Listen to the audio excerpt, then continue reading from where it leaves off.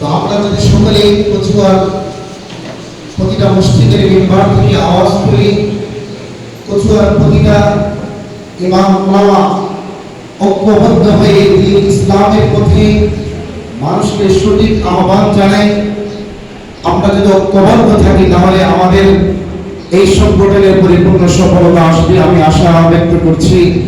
সকলকে ঐক্যবদ্ধ আহ্বান জানিয়ে আমার এখানে সংক্ষিপ্ত বক্তব্য শেষ করছি। আসসালামু আলাইকুম ওয়া রাহমাতুল্লাহ।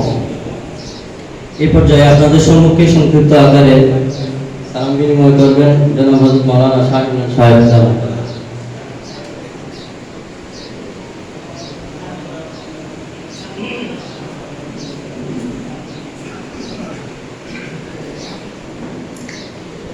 আসসালামু আলাইকুম ওয়া রাহমাতুল্লাহ।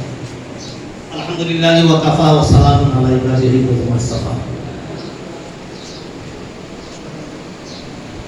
শাহদুলিয়া ইমাম ও উলামা পরিষদের পক্ষ থেকে অন-ইসলামিক ও অসামাজিক কার্যকলাপ প্রতিরোধে ইমাম ও উলামা মাশায়েখের